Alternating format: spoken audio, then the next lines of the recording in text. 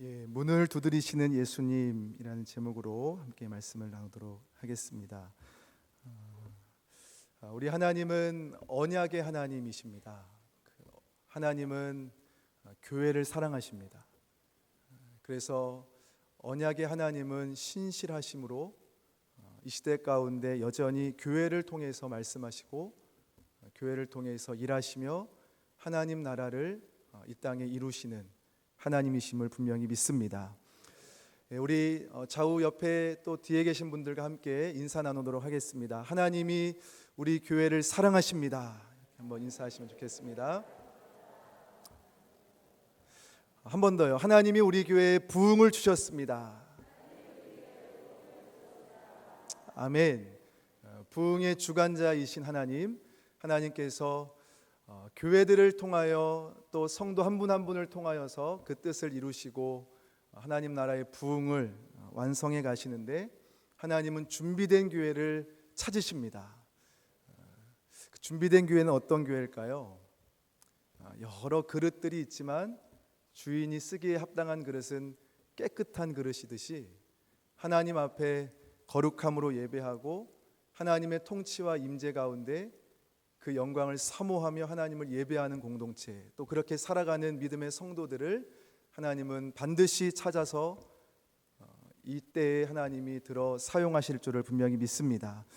그 교회가 우리 교회임을 소망하고 축복합니다.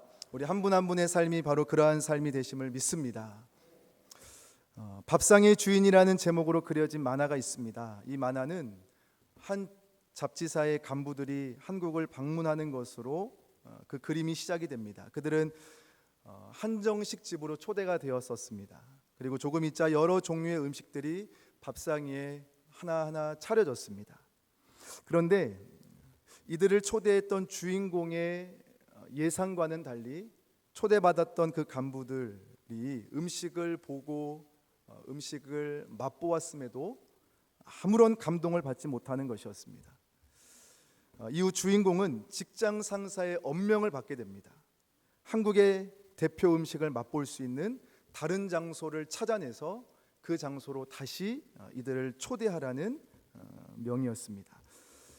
그렇게 가까스로 도움을 받아서 식당을 이제 다시 찾게 되었고 예약을 했고 그분들을 초대해서 그 날이 되었는데 식탁 앞에 이렇게 앉아 있으니까요, 메뉴들이 올라왔습니다. 된장찌개와 김치, 김구이와 간장, 이러한 종류들이 올라왔습니다. 앞서 한정식 식당에서 올라왔던 메뉴와는 너무 다른 메뉴였습니다. 그리고 거기까지가 끝이었습니다. 전부였습니다. 그러자 이 주인공의 상사가 굉장히 당황했습니다. 간부들에게 결례를 범했다는 생각이 들어서 자리에서 벌떡 일어나서는 이 음식을 우리가 먹을 수 없다, 다른 데로 가자 하면서 법석을 떨었습니다. 이때 초대받았던 간부 중에 한 사람이 이렇게 말하는 겁니다. 가만, 이 밥 냄새는 어제 한정식 집에서 우리가 맡았던 냄새가 아니야. 세상에 이렇게 맛있는 냄새가 날 수 있나? 이렇던 식욕이 살아나고 있어. 그렇게 말하는 것이었습니다. 이후에 그곳에 있었던 사람들 모두가 그 밥 냄새를 맡고는 밥을 먹기 시작했는데 너무 맛있어서 한 그릇씩 더 달라고 청하는 상황이 되었습니다. 그리고는 밥상의 주인은 밥이라고 외치면서 이 만화가 끝이 납니다. 밥상의 주인은 밥이라고 끝이 났습니다. 한국인의 힘은 밥이다라는 말을 우리는 너무 잘 알고 있습니다. 밥심으로 산다고 말할 정도로 밥은 일상의 여러 활동들을 함에 있어서 꼭 필요한 것이죠. 언젠간 결혼 생활을 한 30년 가까이 하셨던 몇몇 분들과 함께 모여서 대화를 나눴던 적이 있습니다. 저는 올해 11년 차고 그분들은 30년 가까이 되셨고 굉장한 차이가 있었죠. 그러다가 여러 주제를 가지고 얘기를 하다가 집에서 식사하는 것에 대한 그러한 이야기를 했습니다. 이야기가 이렇게 흘러가다가 앉아 계셨던 한 여성분이 저에게 놀란 말투로 이렇게 물었습니다. 삼식이세요? 이렇게 물는 거예요. 아침, 점심, 저녁을 아내에게 다 차려달라고 하는 그 남편, 삼식이 남편 이렇게 부르잖아요. 저한테 놀란 듯 묻는 것이었습니다. 삼식이세요? 그러자 조금 있다가 그 옆쪽에 있던 분이 저에게 이렇게 이야기를 했습니다. 겁도 없으시네요. 이렇게 물으시는 겁니다. 그때 제가 그 말을 들으면서 제 시선이 어디로 향했냐면요, 처음에 저에게 삼식이세요? 라고 물었던 그 여성분의 남편을 제가 보게 됐습니다. 그분은 뭘 하고 있었을까요? 아무 말씀을 하지 않고 있었습니다. 그러면서 그분이 저를 그냥 이렇게 바라보셨는데 아무 말씀을 안 하시는데, 그러나 무언가 저에게 이야기를 하는 것 같았습니다. 제 혼자만의 해석인데요, 이렇게 말하는 것 같았습니다. 그러면 안 돼. 그건 위험한 거야. 나중을 생각해야 돼. 이렇게 저에게 말씀하시는 것 같았어요. 그래서 그 이제 교제를 마치고 돌아오면서 전 두 가지를 생각했습니다. 하나는 다짐했고 하나는 생각을 했는데, 나는 참 용기 있는 삶을 사는구나, 이런 생각을 했습니다. 아무래도 국민정사관과 늘 함께 있다 보니까 새끼를 얻어 먹습니다. 그러다 보니 어쨌든 저는 용기 있는 사람인 것을 제가 알게 됐고요. 그러면서 가능할진 모르겠지만 어쨌든 나중을 늘 생각하며 밥을 먹자, 그렇게 살자, 이제 그런 생각을 했습니다. 위험할 수도 있으니까요, 나중이. 그런 생각을 했었습니다. 어쨌든 그래서 저는 한 주도 삼식이로 겁도 없이 살았습니다. 이게 저의 고백입니다. 밥은 밥상의 주인입니다 라는 이 만화의 끝에 있던 말, 그리고 밥은 일상의 활동을 위해서 꼭 필요한 것이다, 우리 모두가 동의하게 되는 이 말이요. 당연하게 들리는 이 말이 오늘 본문과 관계가 좀 있습니다. 요한복음 6장 35절 말씀인데요, 같이 한번 읽어보겠습니다. 예수께서 이르시되 나는 생명의 떡이니 내게 오는 자는 결코 줄이지 아니할 터이요 나를 믿는 자는 영원히 목마르지 아니하리라. 예수님의 말씀이시죠. 예수님께서 자신을 가리켜 나는 생명의 떡이다 라고 말씀하셨는데요, 여기서 이 떡은 우리가 매일 끼니마다 먹는 주식, 양식을 의미합니다. 간식이 아니고요. 그렇기 때문에 이 말씀을 보다 정확하게 번역한다면 예수님이 이렇게 말씀하시는 거죠. 예수께서 이르시되 나는 생명의 밥이다 라고 말씀을 하시는 겁니다. 라오디게아 교회의 주인은 예수 그리스도이셨습니다.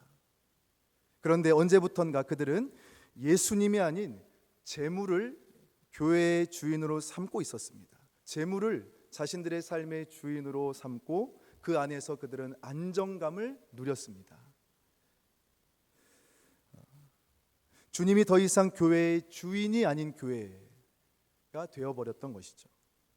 그들은 또한 생명의 밥이신 예수 그리스도 안에 거하지 않았고, 그리스도께서 그들 가운데 거하시고자 해도 그들은 그 예수님의 두드림, 그들 가운데 오셔서 그들과 함께 거하시며 동행하시며 그들을 다스리시고 통치하시는, 하나님 나라를 누리게 하시는 그 예수 그리스도를 그들은 외면하고 있었습니다.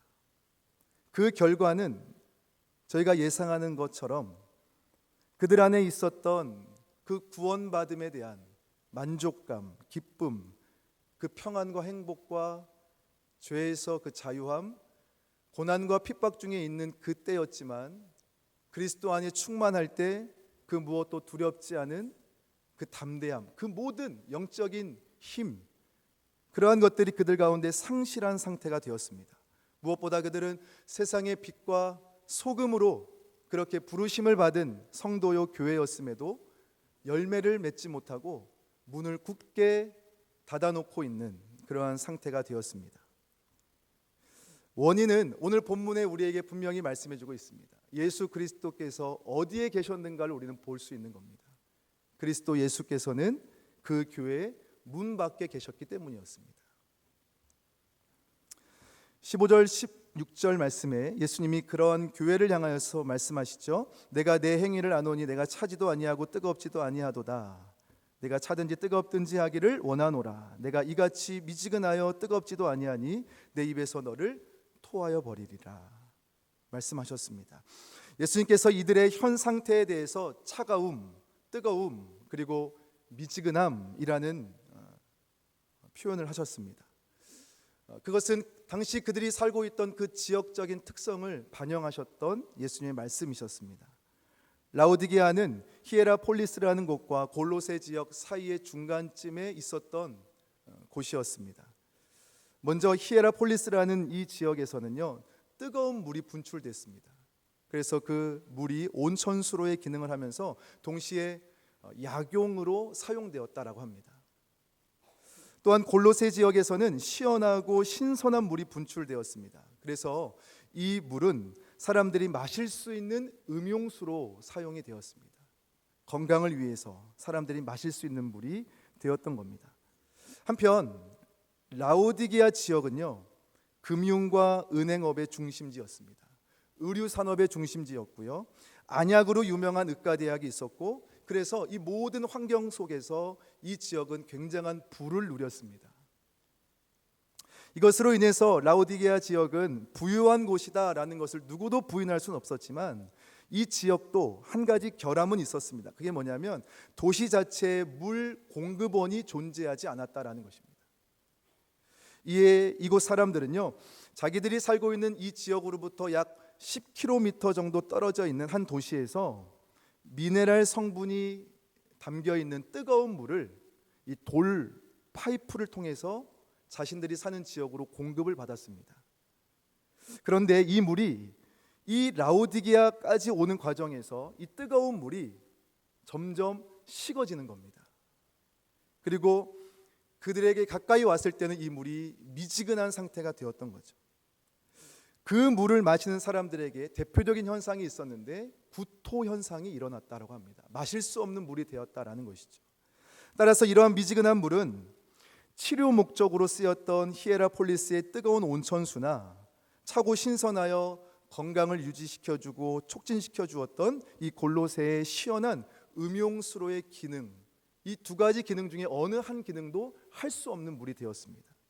그래서 이 말씀 속에서 우리가 기억해야 되는 것은 결국 예수님께서 무엇을 말씀하고자 하시는 것인가? 미지근한 상태에 있는 라오디게아 교회가 어떠한 상태인가를 말씀하시는 것인가? 그것은 너희들이 지금 미지근한 물과 같다.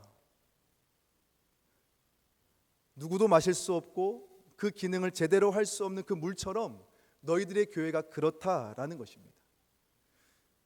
나는 하나님 나라를 위하여 내가 바라보며 내가 사용할 교회들을 찾고 성도들을 찾는데 내 손에 붙들려 사용할 교회와 성도들이 너희는 아닌 것이다 라고 말하는 것과 같은 것입니다. 왜냐하면 그들은 미지근한 상태에 있었기 때문입니다.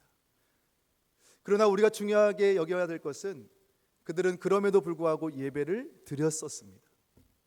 문을 닫아놓고 예수님은 여전히 문 밖에 계시고 그들은 여전히 예배를 드렸고 그들 안에 교제가 있었습니다. 무언가를 했겠죠. 그러나 주님이 받으실 만한 것은 아니었다라는 것입니다. 무언가를 열심히 했겠지만 주님 없는 열심이었습니다. 주님과 상관없는 열심, 주님의 은혜로 감당하는 열심이 아니라, 예배가 아니라 우리의 부와 우리의 명성과 우리의 어떠한 것으로 드린다고 했던 그 열심들, 그것은 결코 주의 나라를 위하여 주님이 받으실 만한 것이 아니었다라는 것입니다.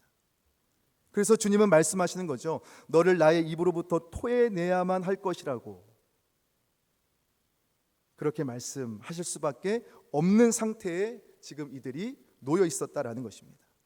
그럼에도 정작 그들은 자신들이 그러한 상태에 있다는 것을 몰랐습니다. 그러면서 오늘 본문의 말씀처럼 우리는 부자라 부요하다라고 말하는 것입니다.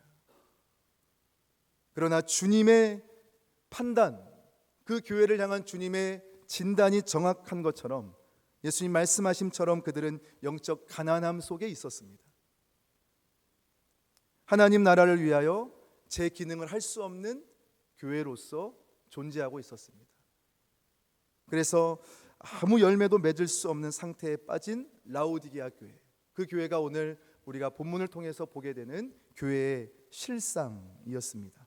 1973년도에 서울 여의도 집회를 인도하셨던 빌리 그레함 목사님께서 당시 부요한 미국 사회 속에 세워져 있는 그 교회들을 생각하시면서 이러한 말씀을 하셨다고 합니다.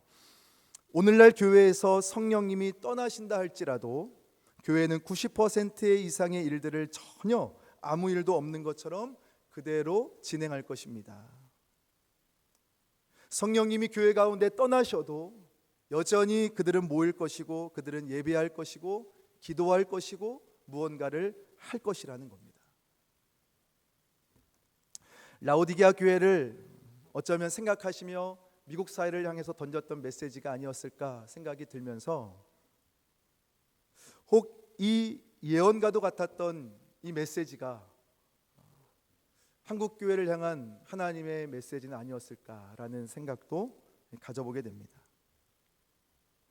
우리 구세군 아영교회는 결코 그러한 교회가 되지 말아야 할 줄 믿습니다. 성령님이 거하시기를 기뻐하시는 교회, 그 교회가 바로 우리 구세군 아영교회가 되는 줄을 분명히 믿습니다.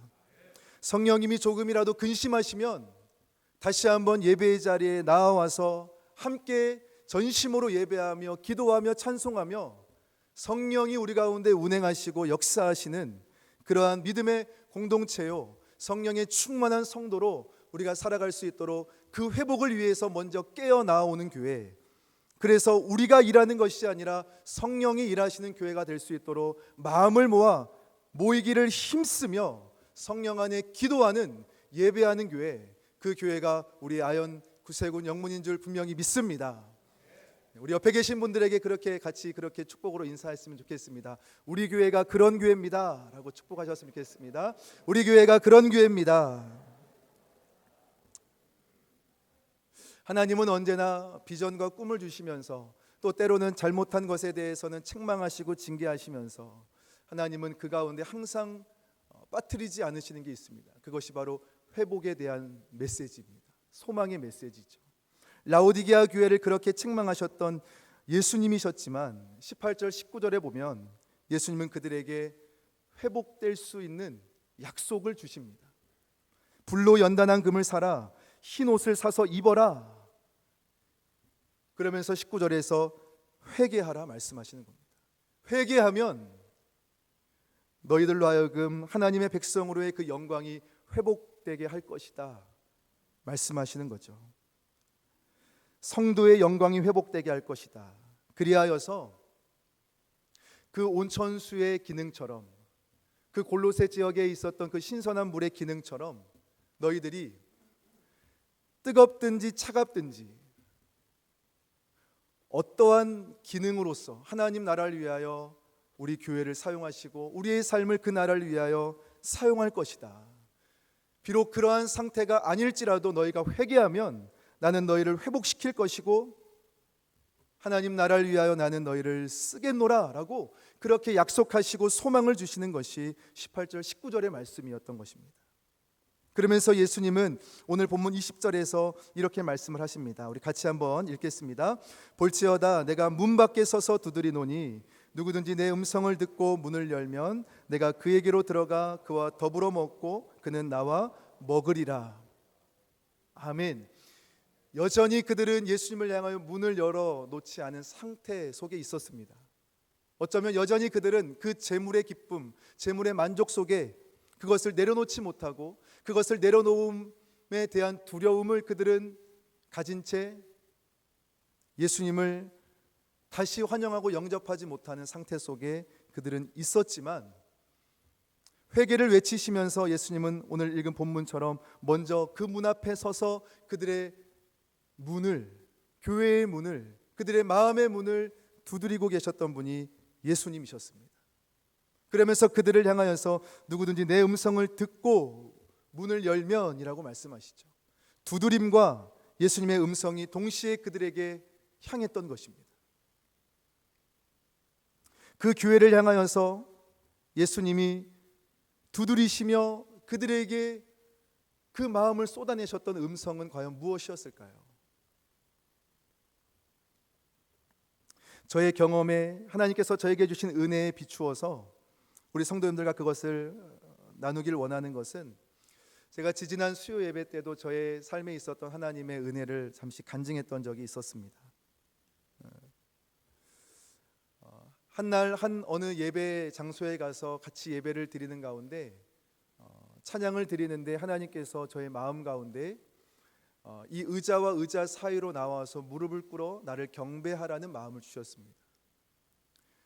사람들의 그 시선이 아무래도 신경이 쓰였기 때문에 앞자리에 있었던 저는 선뜻 나가지를 못했었습니다. 그러나 그 마음에 감동이 너무 강했기 때문에 용기를 내서 순종했습니다. 그리고 그 자리에서 무릎을 꿇어서 그 들려오는 찬양을 같이 부르고 하나님 앞에 저의 마음을 쏟아내면서 하나님과 교제했던 그 시간 가운데 하나님께서 저에게 들려주셨던 주님의 음성은 다시 시작하자라는 음성이었습니다. 그때 사실 저는 무언가 주의 나라를 위하여 달려갈 그 힘을 많이 잃어버렸던 상태에 있었습니다. 근데 저에게 그렇게 주님이 말씀해 주셨던 겁니다. 그래서 제가 그렇게 주님께 다시 물었습니다. 정말이십니까, 주님? 주님 저를 너무 잘 아시지 않습니까? 그러자 주님께서 상관없다, 괜찮다 하시면서 다시 말씀해 주셨어요. 나와 함께 다시 시작하자라고 말씀하시는 것이었습니다. 이후에 저는 그 하나님의 다시 부르시는 은혜를 한껏 누리면서 하루하루를 살았습니다. 그러는 가운데 하나님께서 잊을 때쯤 되면 생각나게 하셨던 일들이 어느 장소를 가게 되면 그곳에 이러한 현수막이 붙어 있는 거예요. 다시 시작합니다. 그러다가 또 며칠이 지나서 어디 장소를 가게 되면 한 교회에 큰 현수막이 이렇게 붙어 있는 겁니다. 다시 예수 그리스도. 그럴 때마다 저는 제게 주신 은혜를 생각하면서 마음을 다시 새롭게 하며 하나님 앞에, 하나님 제가 어떻게 다시 시작하기를 원하십니까? 이렇게 기도하면서 나아갔던 시간들이 있었는데요. 비록 라오디게아 교회를 향하여 주님은 책망하시지만 예수님은 책망하심으로 그래서 나는 너희를 더 이상 나의 영광의 도구로 쓸 수 없다라고 하시는 것이 아니라 회개를 말씀하심은 다시 시작해보자라는 것입니다. 다시 해보자라는 것입니다. 그래서 저는 이 말씀을 보면서 라오디게아 교회가 당시 문을 두드리시는 예수님 앞에 보여야 했던 반응은 전 두 가지였다고 생각합니다. 첫 번째는 믿음의 공동체가 연합함으로의 반응입니다. 또 한 가지는 우리의 각자의 주님을 향한 반응입니다. 연합함으로 우리는 어떻게 주님 앞에 반응해야 될까요? 문 앞에 서신 예수님, 그 문 앞에 서신 주님의 발 앞에 우리는 어떠한 고백을 다시 한번 전심으로 드려야 할까요?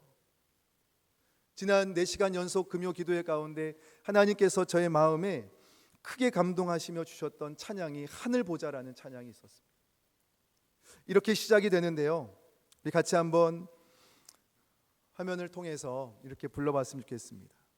내 하나님 서신 발 앞에 무릎 꿇고 경배하리. 큰 권능과 영광이 가득한 내 아버지 계신 이곳, 오 하나님 그 빛난 얼굴 배우며 두 손 들고 나가리. 찬송과 존귀와 영광과 능력을 그 하늘 보좌 위에 주님께. 우리 한번 찬양 다시 하겠습니다. 내 하나님 서신 발 앞에 무릎 꿇고 경배하리. 큰 영광과 영광이 가득한 내 아버지 계신 이곳 오 하나님 그 빛난 얼굴 배우며 두 손 들고 나가리 찬송과 존귀와 영광과 능력을 그 하늘 보좌 위에 오 하나님 그 빛난 얼굴 오 하나님 그 빛난 얼굴 배우며 두 손 들고 나가리 찬송과 존귀와 영광과 능력을 그 하늘 보좌 위에 주님께 오 사랑의 예수님 내 맘을 곧 엽니다 곧 들어와 나와 동께하며 내 생명이 되소 오 사랑의 예수님 내 맘을 오 사랑의 예수님 내 맘을 곧 엽니다 곧 들어와 나와 함께하며 내 생명이 되소서. 아멘. 라오디게아를 향한 주님의 책망 앞에 그 말씀을 보면 볼수록 그들을 책망하시지만 그들을 향하여서 안타까워하시는 주님의 마음을 보게 됩니다. 그렇지 아니하였던 내 백성들이 그 재물에 눈이 멀고 마음을 빼앗겨서 주님을 향하여서는 어느 날부터 문을 닫아놓고 그러나 여전히 주님 앞에 나와 예배하지만 전심이 사라지고 그렇게 주님을 찾는 그 백성들을 보며 책망하시지만 그러나 그 책망 속에는 그들을 다시 회복시키시려는 예수님의 간절한 마음, 그들을 향한 안타까운 마음, 그러나 그 속에서 다시 저들이 회복되고 살아나서 내 영광을 위하여 하나님 나라를 위하여 살아갈 그 모습을 바라보며 회개하라 말씀하시고 그렇게 그들을 향하여서 여전히 반응하지 않지만 주님 없는 삶이 지옥과 같기에 그리고 그 끝은 정말 지옥이기에 주님을 영접하도록 그들을 향하여 간절히 문을 두드리시는 예수님의 그 열심, 그 사랑, 그 긍휼을 우리는 보게 됩니다. 그래서 우리가 함께 불렀던 찬양처럼 오 사랑의 예수님 내 마음의 문을 엽니다. 이것은 언젠가 우리가 예수님을 처음 만나고 주님을 영접했던 그날에만 불러야 했던 찬양이 아니라 우리의 삶의 매일마다 주님이 내 삶의 왕으로 자정하시고 내 삶의 주인 되시기를 그렇게 주님을 신뢰하고 주님을 영접하는 것, 그것이 이 시대 가운데 우리가 더욱더 주님 앞에 우리가 드려야 하는 믿음에 합당한 반응인 줄 믿습니다. 삶의 매 순간순간마다 다른 그 무엇이 내 삶의 주인의 자리를 빼앗을 수 없도록 아침마다 때마다 순간마다 주님을 영접합니다. 나를 다스려 주십시오. 주의 나라를 내 안에 이루십시오라고 믿음으로 나아갈 수 있는 저희가 되길 소망합니다. 그렇게 우리가 살아갈 때 주님은 우리에게 약속하셨습니다. 요한복음 7장 38절 말씀인데요, 같이 한번 읽겠습니다. 누구든지 목마르거든 내게로 와서 마시라. 나를 믿는 자는 성경의 이름과 같이 그 배에서 생수의 강이 흘러나오리라. 우리 한 번 더 읽겠습니다. 나를 믿는 자는 성경의 이름과 같이 그 배에서 생수의 강이 흘러나오리라. 믿는 것과 영접하는 것은 같은 것입니다. 나를 영접하는 자는 그 배에서 생수의 강이 흘러 나오리라. 예수 그리스도로 충만한 우리 교회와 우리 한 분 한 분의 삶이 되시기를 축복합니다. 오늘 이 시간 이 예배 가운데 주님, 내가 주님을 영접합니다. 그렇게 기도하며 그렇게 나아가는 한 분 한 분 가운데, 우리 교회 가운데 주님이 말씀하신 것처럼 생수의 강이 우리 가운데 흘러 넘쳐서 그것이 가정으로 흘러가고 우리 교회와 우리의 삶을 통해서 이 사회 곳곳으로 흘러가는, 그래서 살리고 열매 맺는 우리의 삶과 우리의 교회가 되기를 주님의 이름으로 간절히 축원합니다. 같이 함께 기도하겠습니다.